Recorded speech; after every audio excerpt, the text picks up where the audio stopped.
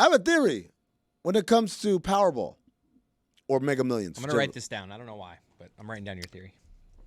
We only lose when someone wins. Right, if nobody wins, then we're not losing. We're winning. Then we all win. We all win. I'm going to scratch this out. Because it goes up. You don't win and you don't get your money back. You didn't lose because no one won. Because nobody won. I only feel. Think about it. You play the lotto. You check the numbers. Oh, I didn't hit. You're like, all right.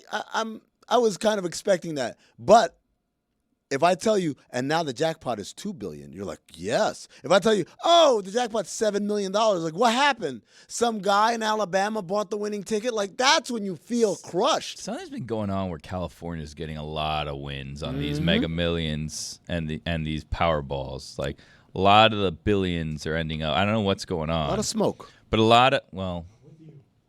I'm going to smoke this. Oh, I'm sorry. Yeah. All right. Okay, it took me a second to realize. The reason that you mentioned is because I said before, like, I opened up a Starburst, I got double red. Wow. You said you, like, won the lotto. And I felt like it, but I lost. That's like your money back, though. Like, you get, like, just $5 back. That's karma. I got to check, actually, the actual Powerball, because sometimes I got, like, a little $2 win there, and then I feel like I won, even though I'm like, net -8. If you got money back, you absolutely won at that point. I'm saying if nobody wins Powerball, then you didn't lose. Maybe you didn't win, but you didn't lose. Yeah, but do I keep playing is the question. Of course, that's the point. How much do I commit to this cause? Until someone wins.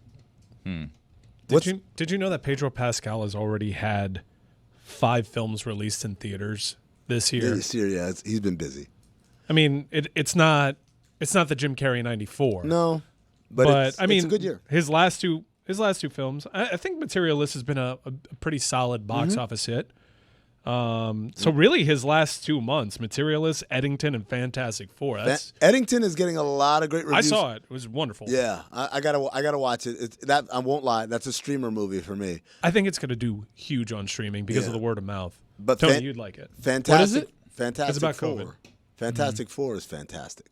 I loved it. I got to get around to that. I loved it, man. I'm gonna tell you why. I feel like Marvel movies lost their way over the last 5 years or so. Like everything basically since Endgame, with some exceptions here or there, take themselves too seriously. And like the Marvel movie, that's the thing that separates them from DC is like, we don't take ourselves too seriously. We can have the world's going to end and all that stuff, but we're going to have these jokes in here. And it's going to be lighthearted and we're never going to take ourselves too seriously. And somewhere along that, they lost that. Ant-Man Quantumania took itself too seriously. Black Widow took itself too seriously. The Eternals, holy there was no fun in that. It was just serious. The Marvels, not funny enough. I have a plea to Marvel: stop making anything from Eternals canon. Oh, they did. They stopped. They immediately. Good. I think in Brave New World, Captain America: Brave New World, there was something from Eternals there. I don't like that one bit. Brave New World, too serious. Took itself too seriously. Real talk. Never going to get around to that one. What's that? Eternals? Don't. Just not. No, and don't. And by the way, you don't have to, because Kevin Feige already talked about like that branch is dead. There's little mentions here and there. For instance, in Fantastic Four, there's mention of Celestials. Celestials are going to be a thing that refers back to Eternals, but Eternals as something that you need to watch will not exist. No one cares. That movie was horrible.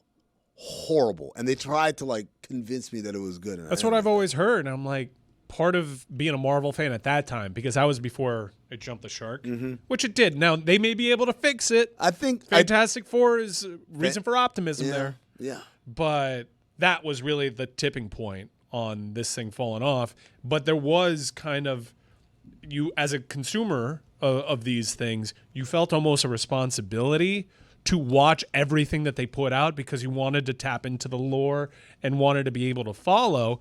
And then it was at the same time they decided to increase their output, they did the multiverse thing, and it was just too much, and the quality was not good enough. So Kevin Feige, the head of Marvel, talked about this, talked about also the explosion of TV shows hurt them because now all these movies are referring to things from the shows, and now the fans feel like this is homework that I have to do before I can watch this movie or appreciate it. And so they're going to in the future limit, I think, to one TV show a year. Good, because I didn't like the TV shows all that much.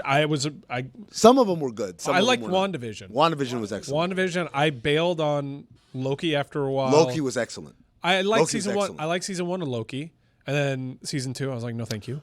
Loki. I'm gonna tell you, I've watched all these shows. Loki was excellent. WandaVision was excellent, and then you get to Captain America one was bad. I bailed on that. Bad, but that's because they had to rewrite it because originally it was about like a widespread pandemic, and then COVID happened, and they're like, ugh. Which is, in retrospect, man, you guys had it.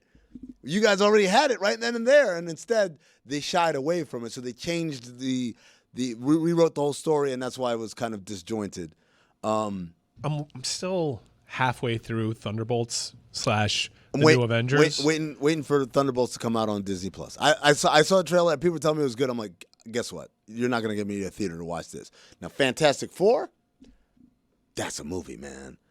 Really, that good? It lives up to the billing? Yes. First of all, incredible acting jobs by everybody. They got the dude from The Bear. They've got obviously Pedro Pascal. Jeremy Allen White. Yeah, his cousin, his cousin or whatever. I don't know. I can't watch The Bear that much, but yeah, The Bear sucks. Really? I'm with The Bear Mike on sucks. This. Such a good take. One of the best takes I ever had in terms of how it aged with grace. Everyone got on board with, the show is redundant. Yeah, chef. I love Sonny taking hacks at it. Oh my God! Have you guys been watching the new season of Sunny? No, I saw the first 3 episodes. No one's caught up, man. First 3 episodes. This last episode, strong a start to this. I mean, it's an illustrious show. It's had 17 seasons. Yeah. The first 3 episodes are as funny as you could hope for. I'm going to give, it's not a spoiler, but just they're mocking Succession in the latest episode. And they do it well. They do it really well. Imagine Succession, but instead of a TV network, it's the bar. Episode 3 was brilliant, and they actually made reference to it because they had 3 different ideas that they probably wanted to make into one show, and they just made a layer cake with it instead. I don't know how that show's finding a way to get funnier considering all the material they've already used up. You would think, and especially like you would think all of it, like not only the material they've used up, but like they've all moved on to very successful careers outside of the show, right? Whether it's Charlie Day as like a Hollywood star, my man Dennis. Rob as a Rob Mack. Rob Mack, obviously, as an owner of a soccer team, and Dee and Dennis have their own like network shows and other projects that they've done. And also Dennis is doing movies. He did the Blackberry movie. The Blackberry movie, which was a critical hit. Yeah, so like the amount of time that they have, it's not like at the beginning of the show where like these guys are all living in the same apartment and banging out these story ideas. They're all got busy lives, but they're still putting out quality, man. And funny stuff. And then obviously Danny DeVito. Charlie Day, I mean, since Horrible Bosses, what is I'm asking the question. We're not gonna do that to my man. Danny's kind of just held on hilarious. to Always Sunny though, right? Like Danny hasn't really done anything outside of Always He's Sunny. a producer. He's a big time Hollywood producer. No, Danny's but hasn't been acting on something. No, not acting, but I'm just saying he's been working.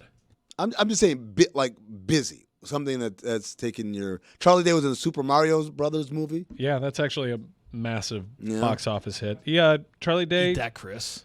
Has 2 films coming out this year, but they haven't been released. One's directed by Ethan Cohen, so he'll be all right. There you go. Sunny has so many seasons, 17 seasons running. It's like one of the longest running TV shows in history, right? Yeah, it's close to it probably. One of like MASH or what some of these old shows, whatever. I don't know. You know what they talked? It's close. It's coming up on the record, but also. When they got renewed, I think they're renewed right now through season 18. When they got renewed, Rob McElhenney said, or I should say Rob Mack, that's his name now, Rob Mack, said, we're halfway to where, when they started the show, 36 seasons. That was their goal. Like, they have 36 seasons worth of, like, story arc to it. So that's insane. They're like, just now creeping up on halfway there. So I was thinking, with these shows that have been super dynastic in their runs, what's the best show that has had 1 season only? So you only get 1 season. Doesn't matter if it was canceled. Doesn't matter if it was one story. I give you 1 season. What's the best TV you got for me for 1 season? I think that's cheating. Okay. Because here's my thing. Do I get a C on my chest or an A? Yeah, you get a scarlet A for this one. If you have a show that's designed to be one season, they call it a limited series or whatever, then you're telling the entirety of your story in that season. You got it all out of you, right? Versus if I'm trying to make a show that's going to have multiple seasons, I'm holding some stuff back. I can't give them all everything, man. I'm going to have some stuff later, or else we'll run out of material. Right, so it would be obvious that the ones that are meant to be one season would fit in this. But if you have one that was one season then canceled, that can be in the game too. That's all we're saying. I've got one of those. And it was a network show. Wow. And it was a 21st Century Network show. Wow. Freaks and Geeks? No. Although that was very good. Yeah. But it did come back, right? So it was more than one season? Oh, there you go. I didn't know it came back. Or maybe I'm making that up. Did I dream that? We'll find out. I'll clarify. There was this show on NBC that I really liked that had religious undertones to it. Kings. Sebastian Stan. That's where he got his start. Really? Yeah. I did not know my dude from John Wick and Deadwood. What's his name? Ian McShane. Oh, yeah. He was in that show. I don't know if it's available anywhere on streaming, but that show was friggin' awesome. And it went away after one season. Michael Ryan, I'm sorry to announce one season of Freaks and Geeks. Well, then that might be the one. I mean, that's a good-ass show, man. Yeah. And what a star-making vehicle. Check out the cast for Freaks and Geeks. No, they knocked it out the park. But Tony, like, if we keep it, that's why I feel like Freaks and Geeks, great show, one season, but I can't compare it to Chernobyl. Because Chernobyl... That could be part of your pair, though. That's I've got a mini pair. Series, though. It's a mini-series, but it's one season. We got to eliminate a miniseries, but the intention is one season. One season. Like, if you went into this knowing we're going to get one of these... You're going all out, of course. Like you said, if you're thinking I can do 3, 4, 5, 6, then you're gonna hold stuff back and the story changes. There's no season 2 of the Night of, right? Like there's no Chernobyl 2. Okay, so that's Night of it deserves to be. But what do we do? All right, lay the rules. What are the ground this is rules my for pair. Fargo This is my and pair, like so True you Detective? guys can see it. True Detective season 1, and I've got Night of. I've Hold got on. that as my True pair. Detective's multiple seasons. Multiple seasons. But of the same characters, there's only one season. Now you're What now do I'm you mean with I me. can't do that? You're playing the game This is wrong. why I cheating. asked for the ground rules, You're because cheating. shows like True Detective and Fargo, they tell different stories Anthology. with each. Yeah. But they're all also connected, loosely connected, but connected nonetheless. They just connected the last That season. can't be in the game. Just connected it. No, season 3 was also connected to season 1. Mm-hmm. Season 2 is the only one that's standalone. Season Vinyl. 3, That show Vinyl sucked. Vinyl was I'm sorry for your Uncle Ray. But expensive. That show. was that Expensive HBO? show. Yeah, it was HBO. That show sucked a dirty. What was the one with the horses? the one with the horses. I wanted to get into Luck? it. Yeah, I wanted Dustin to get Hoffman. into it. Yeah, and then they canceled it. I'm like, Too many horses were dying in it. If I bring you the pair of True Detective season 1 No. and Night of, can you beat me with that pair? Well, first of all, I'm going to complain about True Detective being on the thing. You can't pick an anthology, man. Of course I can. It's my list. It's your list. That's a good He also point. described it as season 1, where you're acknowledging that it's Literally, not Because just there's multiple one. seasons, but the And run of those you understand characters, why we would the push run of those back on characters its was one eligibility. season. Woody and Matthew McConaughey didn't go another season, so it's like that's the season for me. It's encapsulated right there. So Chernobyl was amazing. Excellent. Right? Watchmen, if you're a comic book person, Watchmen was incredible. That was really good. Some people do take issue with Chernobyl, the suspension of disbelief, in that everyone has English accents when the English were. I'm just sorry. I'm sorry, but I gotta put it out there. Just sorry. You're right. Yeah, like people had to. I'm just saying. I'm tired of And I'm people, also just sorry. I'm tired of people demanding that their characters sound a certain way. You know what I watched the other day with my dad? It's one of his favorite movies. I hadn't seen it. Seen clips, but I'd never seen the whole movie. Amadeus. Amadeus is amazing. It's a funny-ass movie. My man... A great film. It won Best Picture, didn't it? Won Best Picture. Won a bunch of Oscars. It was amazing. Who's the dude with the bad skin?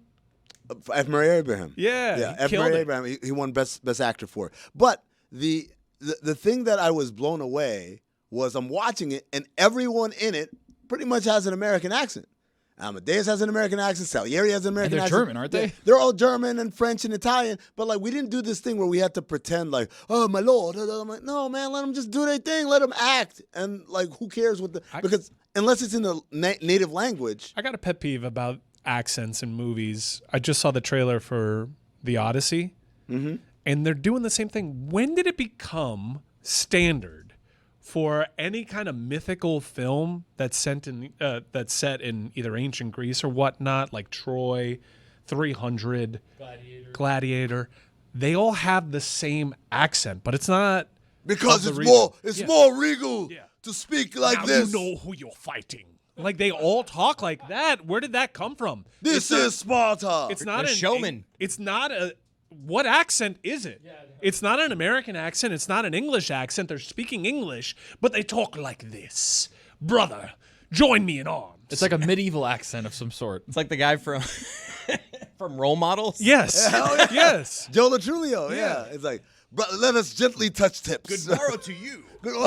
Good morrow. And then he's like, and then they leave and they just walk off into the distance. Did One of the Ben funniest Hur things. just start this thing and then no one else knew what? I guess people watching are like, that's the accent that we just go with now forever if you're doing this. It's like the he knows accent. Yeah. Whatever accent that is. Americans are conditioned to these are the daddy issues of America, right? In that anything with a British accent is sophisticated. That's what it is, right? The idea, again, that's why I loved Amadeus so much. It's like, oh no, we're gonna have like everyone just talking regular, but it's still a great movie. It's still really funny and really interesting. But like, we must speak like this now to let everyone know this is regal and this is Baroque period. We have to speak. We have to roll our R. Like, come on, man, it's cool. Acting. Let them act. I have a nominee. I have a hand. Queen's Gambit, Band of Brothers. Band of Brothers. Band of Brothers is an all-timer. You could also lump the Pacific in there. Pacific, yeah. Yeah. And I got one, like, best season one of a show that actually had other seasons but totally fell off after that. Mr. Robot. Season one of Mr. Robot. I've heard that. Ray It's up Don. there. I put You never Ray seen Mr. Donovan Robot? up there. No, I haven't seen it. No, I've heard that. You would I've heard love that it's Mr. good. Robot. Yeah. You'd love it. Shows that fell off after season one, I would go all in with Homeland. No, Homeland had a couple seasons. Dog, where, let me where tell you Carrie something. was Season one, doing her though, was thing. just- Let me tell you something. Season one was so good. And then season two starts with dude is in the war room and they're about to do the hit. And he's like, hold on for a second. Let me just text my boy. Hey, man, don't get in that car. I'm like, all right, come on, man. They took Brody from like, it was cool. Like, oh, this guy's da-da-da. And then all of a Brody sudden. was goated, dude. That was a really good show.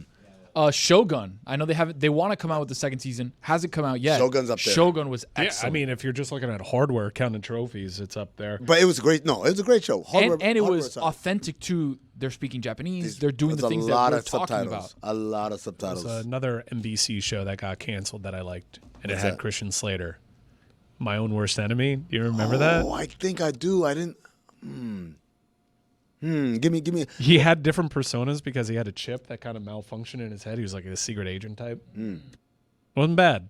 And that was still at the time where it was still a novel concept to have like someone, a star of repute, being on a network show. My So-Called Life with Claire Danes, speaking of home. And Jared Leto. That was one season. I didn't know that. Cultural impact that was pretty Oh, big. that was huge, man. My So-Called Life. Claire Danes, same birthday as Amin Al-Hassan. Wow. Yeah, same day, same year, everything. Me and Claire Danes. Wow. Connected, tied at the hip, going through history together. Hey, do you remember 9/11? I remember it. Yeah, of course you do. That's a What'd you do in your 21st That's your birthday? first connection point. Dude, that's everything. That's the, and especially now, Mike, it used to be, do you remember 9/11? Now it's, I do. now it's, Well, never forget. now it's, were you alive for 9/11? Half of these jokers out here, adults, weren't even alive for Who are that. you talking to? How young are these girls at the bar? Well, who said anything about girls? Are you the same age as Claire? Yeah. He me said and Claire same Danes. day, same. I didn't same know. My birthday. bad. I thought. Me and Claire Danes, man. Wow, same exact day. Now that's cool. Ask Rock, Chris Cody, who was born on your exact birthday. Oh, I've done this before. I can't. I gotta. Is I'll that get the back best to you. hand that you got, or is there another celebrity that or athlete birthday? that has the same exact Same birthday? exact. No, that's the best one. I like Andy Garcia's April 12th, but he's like a different year. Obviously, he's much older. But like, No. It has to be the day you were born. Yeah, it's. Let me check it out. Let's all check. I want to see who's got the best hand. Do you have one off rip? or I don't no? know. I've I mean, never checked Claire, this. if I give you Claire Danes, No, you're in the game, clubhouse right the now. game You're that leading. I know is what was the number one song in America when you were born. Mine was Dire Straits' "Money for Nothing." Wow, that's a good song, man. I mean, forget the song. How about the video? The video is unbelievable. CGI, yeah. Transformative. I was born 2 days before the Joker. Ah, tennis. which one? Oh, the Novak. tennis one.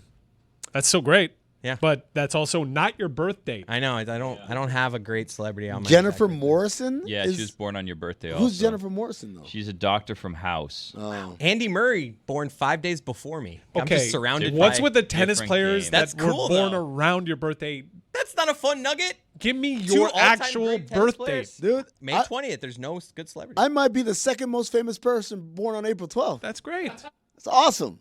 How about that? Me and Claire Danes, baby. Wow, I've got one that I think is better than Claire Danes. What's Wow. And the second reference to him. Jeremy Allen White, Really? July 25th, 1991. He might have the nuts. My brother. He might have the nuts. And got- Brandon Davies. That's a good name. What You about like Billy? that one? BYU? Got kicked out because he was. Doing his thing. Yep. Billy, who do you have on your birthday? Ed O'Neill has your birthday. Yeah, but no, not the actual The birthday. year. Well, you said he's the second most famous on April 12th, No, not just his year. 1979. Well, I mean, that's very specific. That's the game. Ooh. The number one song for me was U2 with or without you. Oh, that's a good song, too. Man, it's almost like the number one song is always going to be a good song. David Letterman shares your birthday. He does, but not the same All as right, the Billy. guy. All right, Yeah. Billy. What's happening? I'm just going through famousbirthdays.com. I love Yeah, that but we website. need the actual birthday. What's Billy's The birthday year? again? I can do this. Yeah, It's can April you do it something. for like April something? My number one song was 11th. What a Fool Believes, the Doobie Brothers. It's a great one. Yeah, man. It's Yeah, almost like. it's always going to be the response. Could you imagine being born on a day where the number one song was terrible? Just a whack song. It's like the Macarena. Oh, couldn't be. Claire me. Danes has to be like annoyed, right? That you go to famousbirthdays.com and April 12th birthdays, the most famous April 12th is a YouTube star that's 12 years old. Same thing with Ed O'Neill. Like these Wait, she people, gotta be Shannon annoyed Doherty, David Letterman. Wow, Shannon Doherty. David Letterman's 19th on this list. Where am I? You're not on this Do we list. know What? the singer Joss Stone? Yeah, Yes. beautiful voice. Yes. That is Oh, no. the exact day Billy was born. There Wow. you go. You and Josh Stone, Billy. Boog has my birthday also, but a different year. Oh, that's a shame. Yeah. Who's younger? It's a good question. I'm not sure. I haven't investigated that, but there's always like an awkward, do I tell Boog happy birthday? Or does he tell you happy? Well, he's not going to, but like, do I tell him happy birthday and then he feels obligated to say it back, or do I just let it be and treat it like the other 364 days a year where we don't text You each other? can't wish other people happy birthday on your birthday. Yeah, yeah. Well, back in the day, like the Facebook days where Facebook would like tell the world, Prompt hey, you, it's yeah. this person's birthday, wish him a happy birthday. There was like the thing where it was like a buffer. It was like the day before, 2 days before, or a day after, 2 days after, where it's like, do I wish this person a happy birthday and then they're going to feel obligated to wish me a happy birthday? Or if they didn't wish me a happy birthday, do I tell them happy birthday? I'm like, oh, yeah, happy birthday to you too, like belated happy birthday. Because then it looks like I'm fishing for happy birthday messages. Well, Billy, you could use my philosophy. My approach is you just don't wish people happy birthday, and then you're good. Well, that's rude. No, it's not. You don't said- wish anyone happy birthday. Just my kids, just because I It's his want. thing. Yeah, I want my Really? kids to have a well-adjusted life. That's why. But I deep down inside, I don't want to. But you think them not celebrating their birthdays is going to make them well-adjusted? No, I do celebrate their birthdays so that they are well-adjusted. Are they aware of your stance in general, though, on birthdays? I don't think they're not aware. Like, I've got one, but only if we were subscribing to the Lord's time zone. okay, Because I was born on October 9th, but he was born on October 8th because of the time zone. but The how do Chris you know Cody what time he was born?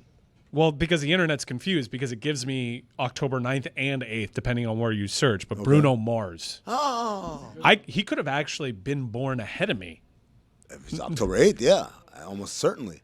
Yeah. But I was born first. Where was he born? He was born in Honolulu, Hawaii. Yeah, you definitely got him beat. Yeah. 'Cause of 6 the hour looks. difference Yeah, there, yeah. you had a head start. All right, so Bruno Mars for me. Okay. Even though he's technically October 8th. Bruno Mars might take the cake. I think Claire Danes over Jeremy Allen White. I think Jeremy Allen White's having a moment. Claire Danes, you got to respect the body of work, man. Yeah. It's the same date as in terms of just general birthdays, John Lennon's birthday, but I wasn't born in 1940. Well, hold on. Let me look up April 11th then, right? Or we could do, like some on this side and some on that side. You have the same birthday as Brooklyn Decker, just a couple years older than her. Baron Davis, April 13th. BD. You have another connection point. And then you can ask him, like, hey, have you ever visited my Twitter profile? You're pretty famous. Oh, yeah. Let me say. Dan was born the day before Curtis Pride, former Tigers outfielder. Didn't we talk about him today? Yeah. The only deaf guy in the MLB, I think. That's How about crazy. That's, all right, You don't Jeremy really Allen need White to- and Curtis Pride tied. But Well, hold let's on. remember day before. Yeah. Also, you don't need to.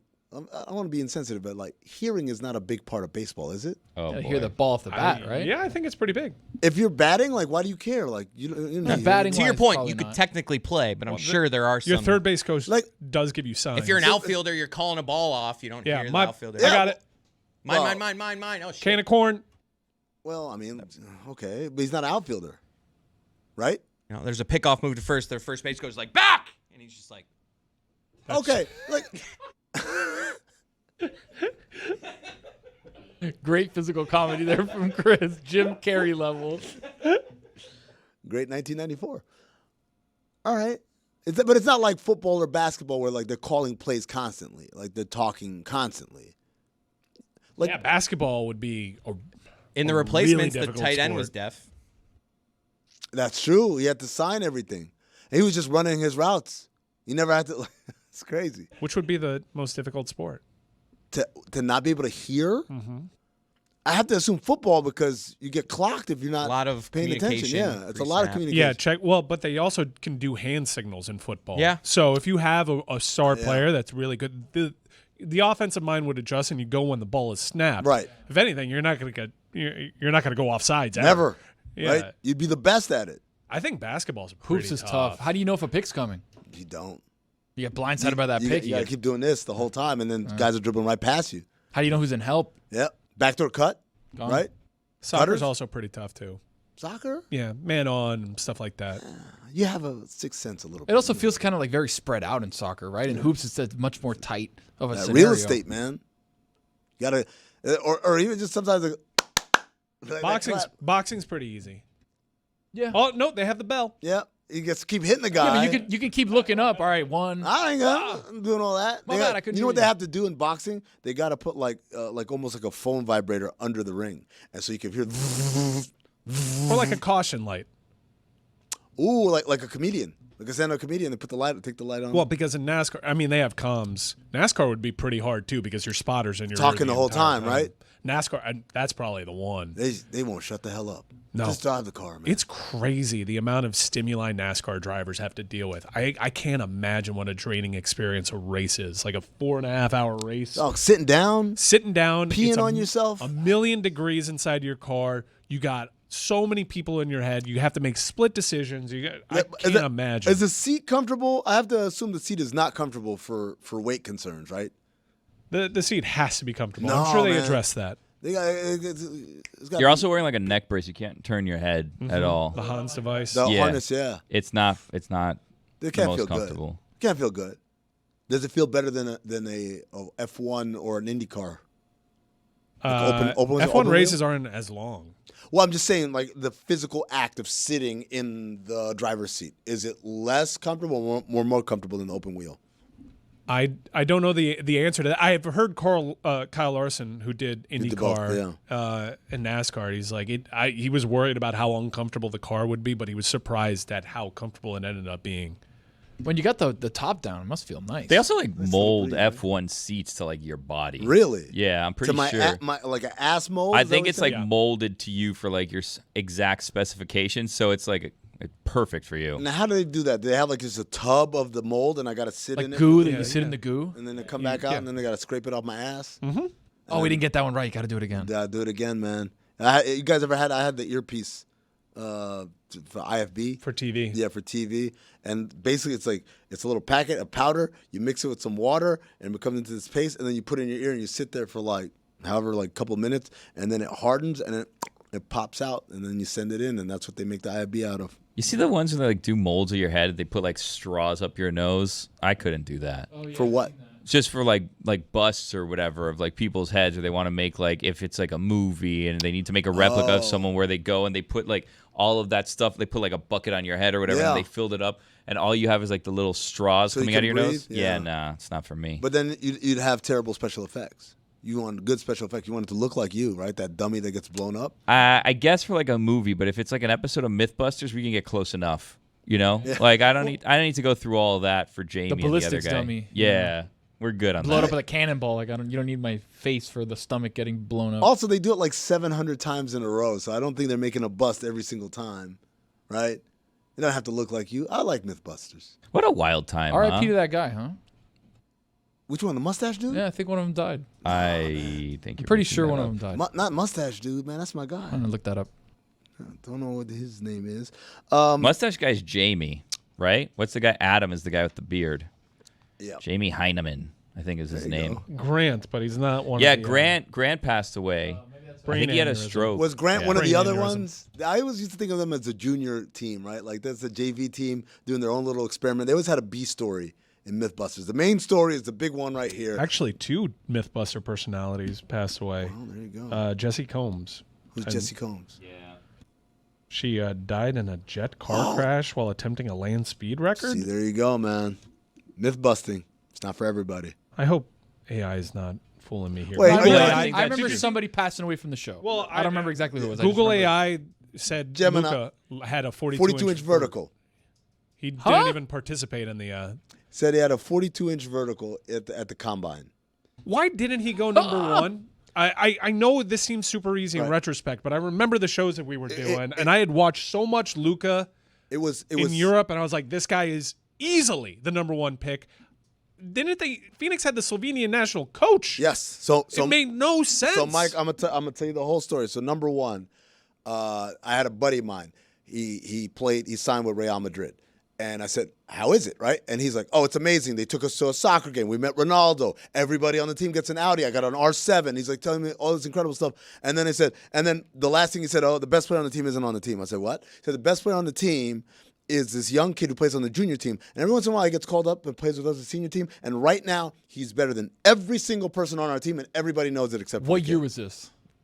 2015, 2016. So he was Everyone young. knew it except for Luka himself. Except for Luka. And I said, come on, man. Like, you guys have Anthony Randolph. You have Rudy Fernandez. Yeah, like you had Rudy was nice. they had Rudy was NBA, boss in they those had games. NBA players, Yeah, no, Rudy was Like, bossing. rotation NBA players Got on ripped the off team. on the slam dunk contest too one time. And he says to me, I mean, he's better than all of us.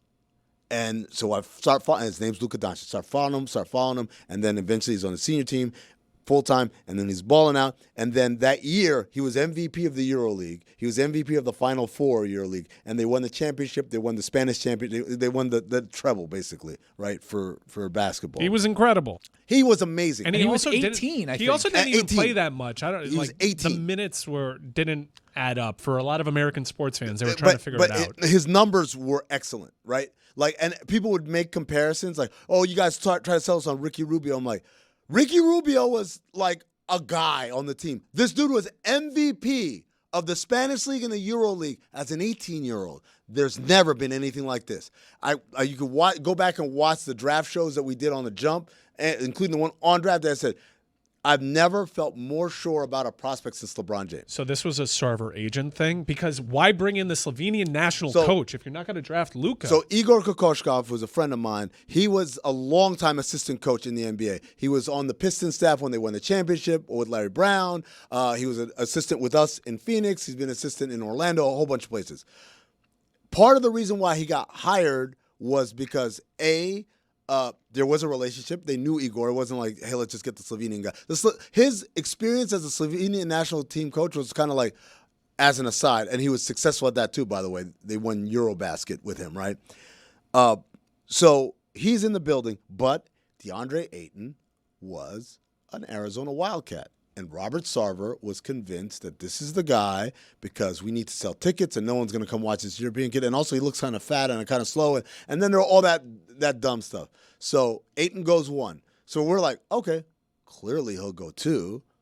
But 2 was Sacramento, I want to say. And Sacramento, Vlade knew Luka's dad and was like, Vlade had some weird-ass intel that made him think that, like, oh, no. It's one of those things where, like, you might have known too much. Like, oh, the kid's not serious and da-da-da. And so he goes Bagley. And then 3 was Memphis. Memphis went with Jaren Jackson Jr. I can't remember what their thinking was. And Jaren Jackson was a good player, but not to the point where Luka went third, above Jaren Jackson. There was a trade. there you go. Jaren Jackson Trae Young. Yeah, The yes. Trae Young There you trade. go. So Luka went third, Jaren Jackson went fourth, and then Trae Young went fifth, and then they flip-flopped Dallas and Atlanta. And again, Atlanta's thing was we need to sell tickets. And also we're getting an extra first-round pick, I think, out of it. They got Trae, and then they got a future first-round pick out of it. But at the time, man, I'm telling you, I was on air. Me and Fran Fraschilla was the other guys that this is a can't-miss prospect. Can't miss. And, man, like... It felt that way. It felt that way. As someone that had watched about a half dozen Real Madrid games, he was was amazing. And watching him at that point, he was also featuring on the national team some. Yeah. And, he was a hooper. They won Eurobasket. He played really well, and then he got hurt in the semifinal, and I'll never forget this. He was crying. And I was like, oh, he's a kid. Like, he got hurt. Like, it's not even like hurt like you tore your ACL. He rolled his ankle pretty bad, and he was ruled out for the rest of the game, and he was crying on the bench. Mavs went Luka and Jalen Brunson second round.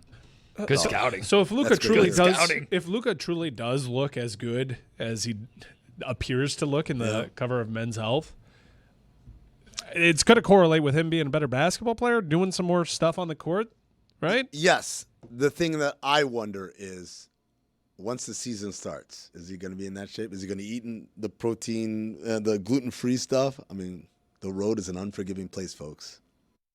Look, every crew's got roles. On a team, on a group text, at a watch party. You've got the stat nerd, the vibes guy, the one who thinks they're the coach, and then there's the real MVP, the person that brings the cooler. And what's in that cooler? If it's not Miller Lite, I'm checking the roster. It's the 50th anniversary of Miller Lite. 50 years of showing up in big moments. Post-game tailgates, NBA watch parties, road trips to road games where you swore the refs were out to get you. Through it all, that clean, crisp Miller Lite taste just gets it done. 96 calories, 3.2 carbs. It's light, but it doesn't tap out early. You're over there arguing over who the GOAT is, shouting about NIL deals. Someone's grilling. Miller Lite is always there, playing its role to perfection. Brewed for taste, simple ingredients, a legend since 1975, and still a first ballot Hall of Famer in my cooler. Miller Lite. Great taste. 96 calories. Go to MillerLite.com/Dan to find delivery options near you, or you can pick up some Miller Lite pretty much anywhere they sell beer. Cheers to 50 years of Miller Lite. Celebrate responsibly. Miller Brewing Company, Milwaukee, Wisconsin. 96 calories and 3.2 carbs per 12 ounces. I started the show today saying that there's just so much to talk about, which is very uncharacteristic of a late July show. And unfortunately, we didn't get to perhaps the biggest news story. An active shooter in New York City yesterday who went into the building that houses several large firms, but one of the tenants in that building is the NFL, and attempted to go upstairs, shot and murdered several people, shot one person, I believe, who's in critical condition, who was an NFL employee. I know there was a statement by Roger Goodell that came out, and then took his own life. And before doing so, said that he thinks he has CTE and he wants his brain to be examined. And active shooter stories, sadly, are not rare. But, man, you never hear this in New York City. New York is one of the hardest places in terms of gun laws. Apparently crossed state lines. Had to have. Yeah. Well, I think from California, initial reports are football playing background, not in the professional ranks. High school. Targeted the NFL. It is interesting and curious that he would target the NFL, being that he never played in the NFL. Really tragic story. And to have the NFL be the tether to this, to the world of sports, it seems like a lot of the danger was mitigated. Even though 4 people lost their lives. I mean, mentioned the person in critical condition that Roger Goodell posted a comment on. This could have been a very tragic situation in New York City. Terrible. It's a reality of living in this country. So seems like a uniquely American problem that we're faced with this regularly. Doesn't seem like it is. This is, according to the Associated Press, the note that he left suggests he had a grievance against the NFL over a claim that he suffered from CTE, And then he repeatedly said he was sorry and asked that his brain be studied, and referenced former NFL player Terry Long, who was diagnosed with CTE, and the manner in which Long killed himself in 2005. The note accused the NFL of concealing the dangers to players' brains for profit. So basically, ipso facto, like the NFL, which is the preeminent football institution in this country, by disguising the real impact and effects of the game, basically condones it for every other level below that. I'm just trying to make sense of what they're saying. Trickle-down economics of the NFL being kind of the head of football in the country now trickles down to whatever level that this person had played at, and they blame the NFL for something that they don't know if they have. Yeah, he came in, he shot up the lobby, double parked outside, walked in, shot up the lobby, killed an off-duty police officer who was working security named Didarul Islam. And then there was another lady hiding behind a column, shot her. And, it's just an insane. He goes to the elevator bank, shoots a security guard at the desk, and then another man in the lobby. And, there's no words to put into to properly describe the absolute terror of just someone walks in with a machine gun and then with an M4. What do? There ain't no hiding. There's no like people talk about like active shooter drills. My kids go. It's really weird having that conversation with my kids about how was school today? We had an active shooter drill. I'm like, say what now? Because we never had that when I was growing up, and for that to be just like another day in the life for them is weird. But then now you take it to someplace like to a workplace. I know it's weird. It shouldn't be more concerning because these are adults versus children. But there is like a helplessness there of what this is about, and also the full ramifications as an adult. Kids, I think sometimes they just don't know. All right, we'll just do the drill or whatever. But as an adult, you kind of know what's happening. And it's like, holy shit, what do you do? There was pictures of people barricading doors. I don't know if you guys saw that. Yeah, I'm starting to fall into a bit of a hopelessness trap when we decided collectively after Sandy Hook we were all right with that. There are a couple that really register movie theaters because you could put yourself in that. Yeah. Certainly this one registers a little bit too because you targeted a workplace. Schools always affects you, especially with kids. Las Vegas was one of those moments. Yep. I feel like where we are with the discourse, it's not even on the table for us to learn anything from this, for us to change anything from this. And it just adds to the senselessness of it all. And there's a mental health aspect of this as well. Like, obviously, I think the proliferation of guns and particularly, again, automatic weapons, right? Machine guns. I don't know why anyone needs a machine gun. I mean, it's a really frustrating thing because there is a consensus opinion when it comes to guns and that more should be done. And if people want to pivot, you need more good guys with guns. If people want to pivot and say it's a mental health discussion, fine. I'll meet people anywhere. I'm certainly of team do more. The majority of Americans want more being done about common sense gun reform. This does not have to be a partisan issue. If you talk to people on the right and they try to move to another place, move the goalposts in mental health, fine. Let's fund more mental health programs. Yeah, fine. You want to? All right, cool. I'm good with more security guards because that feels like we're doing something about it. I just hate where we are, where these things happen in the news cycle, and we just do nothing. But Mike, that's the sad twist of it all. As I said, it's a mental health thing. It's like, okay, let's do something about mental health. Well, I ain't got money for that. You can't deflect the blame to something else that I think is legitimate. I think there is a mental health issue. This person clearly was unwell, right? But okay, what are we going to do about that? Well, nothing. You can't have it both. You can't say I'm gonna hold on to these again weapons of very large amount of destruction, and then say it's not the gun's fault, it's mental health. But then also we're not going to do anything. Just about mental govern. Politicians are in place to enact the will of the people, and we have a couple of things here that get hyper politicized. And like when it comes to women's rights, when the majority of the nation is of the opinion more should be done. and you have people standing in the way, these gatekeepers that are not enacting the will of the people. Let's find some money for more good guys with guns, and fine, just do more. One more thing I wanted to point. I did want to highlight the police officer who was killed, the off-duty police officer who was working security in that building. His name, Didarul Islam. He was an immigrant from Bangladesh, been in the country for 3.5 years, right? And this is from the commissioner, the police commissioner, Commissioner Tish. Quote, he was doing the job that we asked him to do. He put himself in harm's way. He made the ultimate sacrifice. He died as he lived, a hero.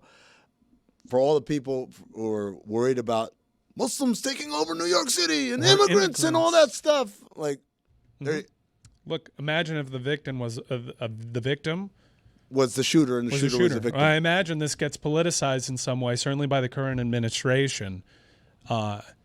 Something gets done about it. It ain't going to be the thing that is at the root of all these problems, which is the guns.